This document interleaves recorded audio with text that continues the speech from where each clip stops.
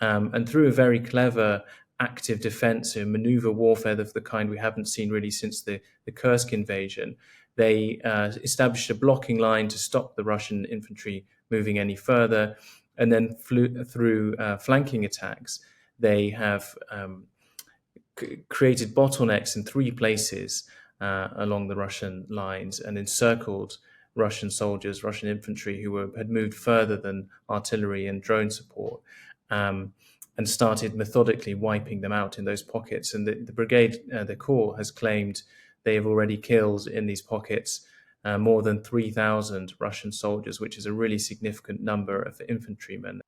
Hello and welcome to Frontline for Times Radio with me, Kate Chabot. And this time we are joined by Maxim Tucker. Maxim is the Times' Ukraine correspondent. He's been reporting from the front lines in Ukraine since 2022. And you are in Ukraine right now, Maxim.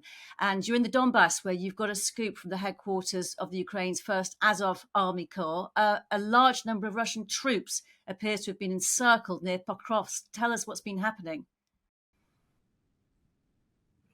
So early last month, the Russians broke through Ukrainian lines towards Dobropilya, and they were moving to encircle the town of Pokrovsk, which they've been seeking to capture for some months now, and looking like they might achieve that goal finally. And this is the kind of culmination of Putin's summer offensive, where all of his resources have been focused really in taking this key garrison town of Pokrovsk.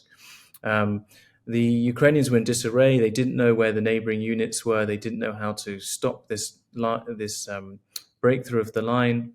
And the Azov First Army Corps was sent in to reinforce this sector and basically take over the disparate brigades there and coordinate the defense better. And through a very clever active defense and maneuver warfare of the kind we haven't seen really since the Kursk invasion, they established a blocking line to stop the Russian infantry moving any further. And then through flanking attacks, they have created bottlenecks in 3 places along the Russian lines and encircled Russian soldiers, Russian infantry who had moved further than artillery and drone support, and started methodically wiping them out in those pockets. And the brigade, the corps, has claimed they have already killed in these pockets more than 3,000 Russian soldiers, which is a really significant number of infantrymen. Infantry increasingly hard to come by these days.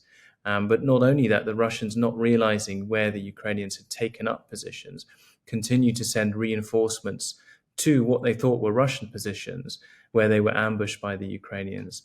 And the Ukrainians told about how in one case, Russian artillery units being dragged by a truck just drove up to a Ukrainian position, thinking that they were reinforcing a Russian position, and were immediately just wiped out by the Ukrainians.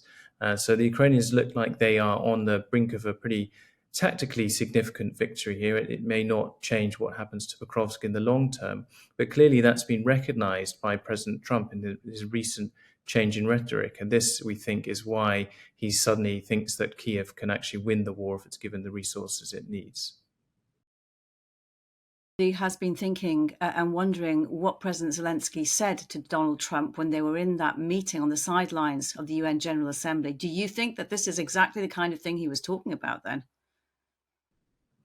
I think the US military is very well briefed on what their allies are doing in Ukraine. And I think they have good information from the ground, and they can see the strategic and the tactical picture very well. So whether Trump was briefed by his own military, he kind of suggests that he's read into it and he's been briefed by his military. This point might have been underscored by Zelensky as well during that conversation. But clearly Trump has changed his mind, and he talks specifically about knowing more about the military situation. An article that's published in the Times today. It's brilliant in the detail it goes into.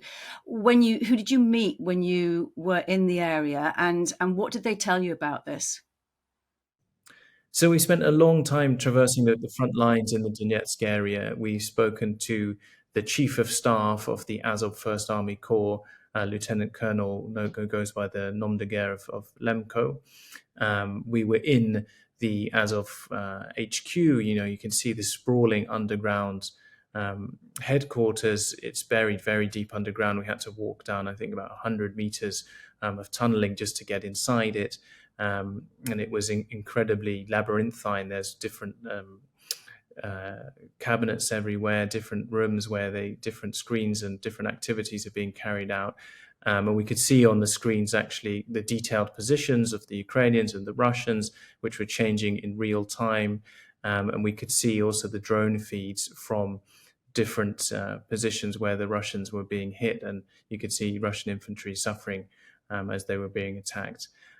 We also went to Dobropilya. We went to a reconnaissance company's headquarters, where we spoke to some of the people on the very front line of this fighting about their experiences, and we spoke to some civilians in these towns as well about how it is to live under constant rocket, missile bombing and drone attacks. The situation right now in that area is on the battlefield. How many Russian troops are trapped at the moment, and how many casualties have there been, to your knowledge at least? So they estimate hundreds of Russian soldiers being trapped in these different pockets, and there have already been more than 3,000 Russian casualties in the month since the Azov Corps has taken over. This is the 3,000 figure they say is verified by video. They did show us some videos, but it's impossible to verify that claim altogether. They also said that they had destroyed 28 tanks and nearly 1,000 different pieces of Russian equipment, including over 100 artillery units during their counterattacking. So it does look like something that has been a pretty positive experience for the Ukrainians. We can also see Russian military bloggers expressing alarm at how these hundreds of troops who are still encircled in those positions. And it also does allow some leeway for Ukraine to now make territorial gains of its own and retake some lost positions if it can pursue counterattacks further into Russian-held territory. Of course, the danger is that in any situation where an army is attacking in this kind of war, where there are so many drones in the air, that as soon as you move forward, you become more exposed and your logistical lines are more exposed.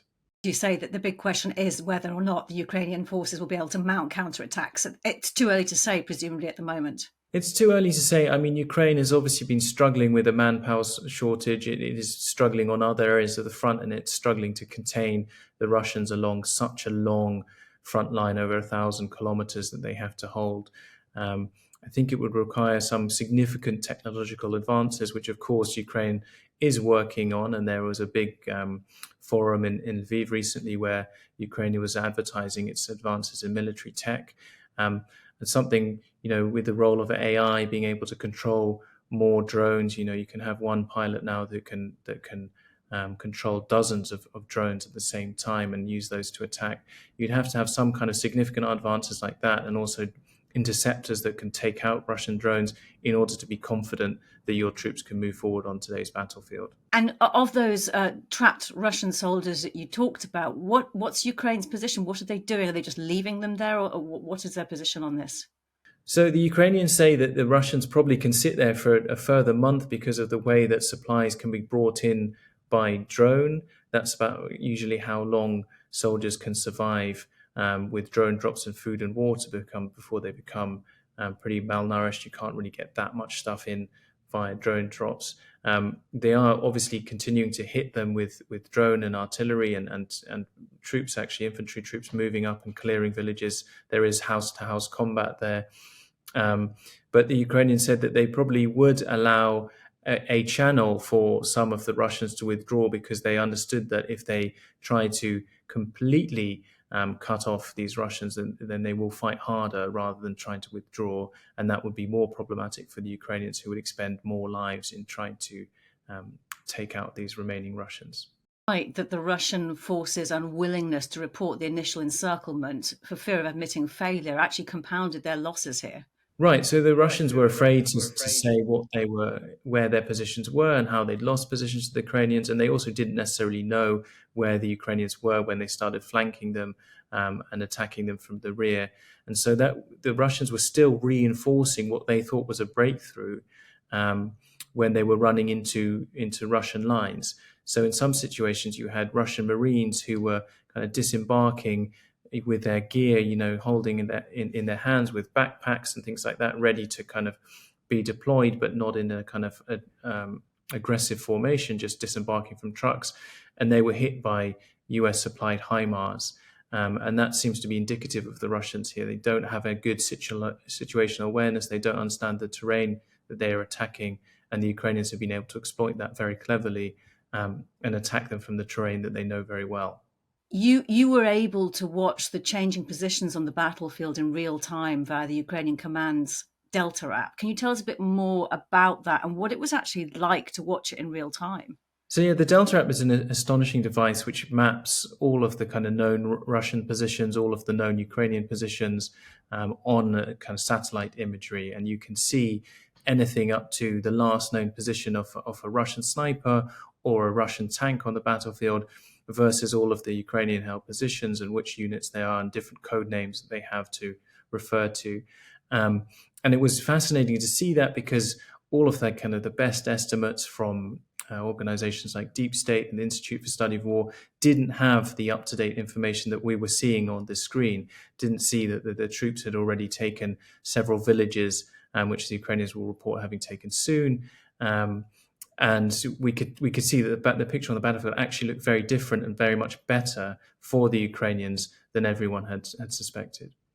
And of the Ukrainians you met, how are they taking this victory, however big or small it turns out to be?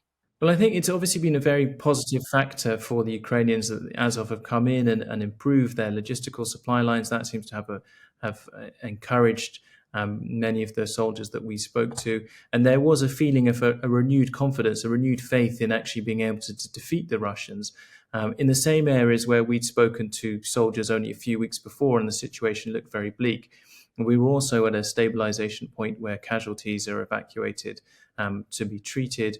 And they said that actually the casualty numbers in the last few days had fallen, had decreased by into about half of that, what they usually see. So they were treating about 20 soldiers per day instead of 40 soldiers per day. And that obviously has a beneficial impact on morale if less people are being wounded, and logistical supplies are coming through in a better way.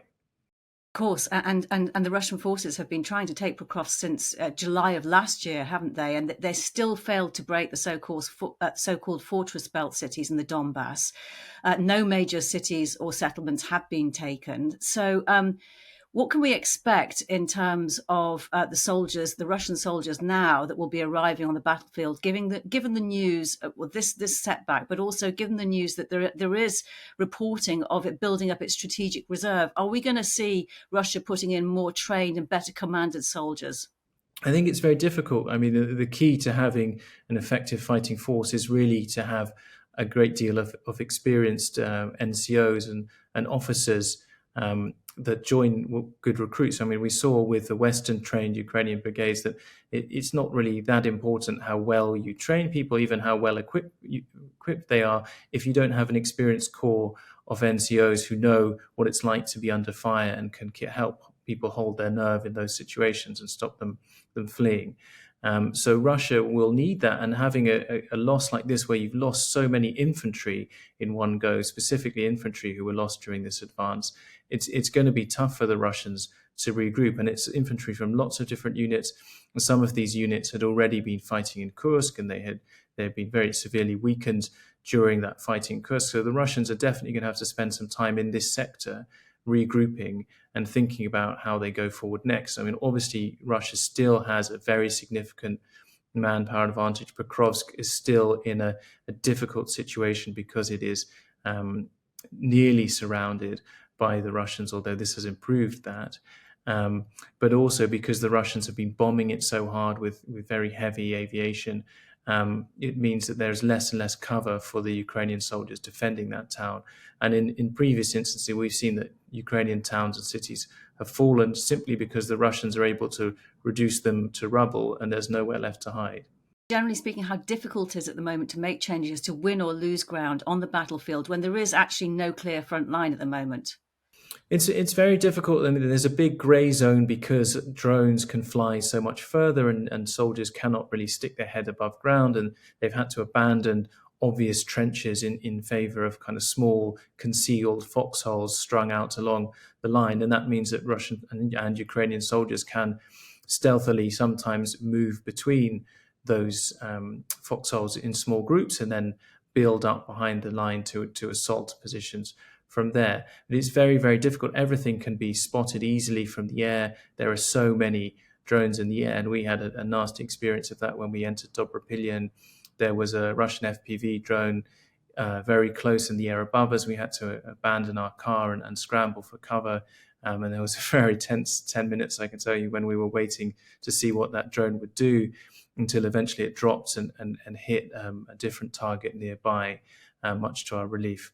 But that kind of thing is a recurring experience for Ukrainian and Russian soldiers, and being outside even for a short period of time. It's always astonishing how empty the streets are in these cities. There are people living there. There are a lot of soldiers garrisoned there, but movement outside is very, very dangerous. So people try to avoid it. Moment that you just told me about, where you saw the FPV drone in the air. I mean, what can you do in that situation to prevent being in that position at all? Is it pot luck? What precautions can you take? And where do you take cover? What do you do in that situation? Well, I think the main thing is you need to try and find cover, leafy cover or hard cover, or anything that conceals who and what you are from the sky. That's the first thing that you need to do. And ideally, you'd find concrete cover and go underground, and that would, at least reduce the impact if a drone hit you. You definitely want to be outside of your vehicle. We don't have an armored vehicle, so you definitely want to be outside of that to avoid that being that's the biggest target, really. I think also you should take precautions and try and go with electronic jammings and units that know the area. That's what we always try to do.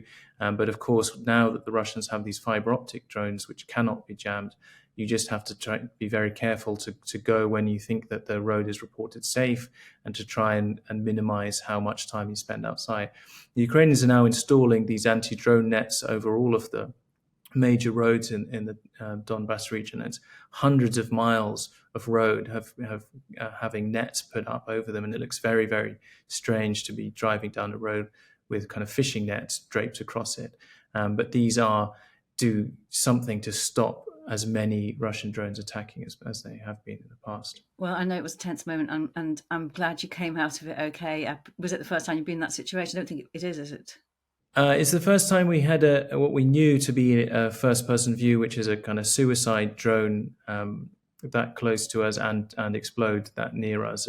And it's a few times that I've had different kinds of drones, the big Shahed drones exploding close to us. So they don't have cameras, so they don't kind of hunt you in quite the same way. We did have an experience when we were during the Kharkiv counteroffensive, where we were in a trench line concealed by trees, where there were probably reconnaissance drones that were trying to spot our position, but we didn't have FPVs.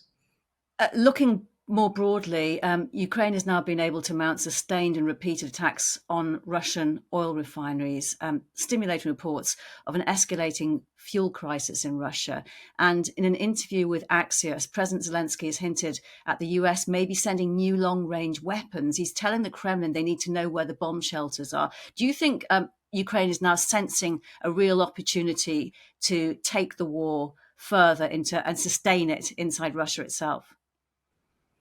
Well, certainly the rhetoric is going to be pleasing Ukraine. I think, what a lot of soldiers on the battlefield have told me is that they're men of action, not words. They want to see supplies coming in from the US. They want to see restrictions on using long-range weapons against Russian territory lifted.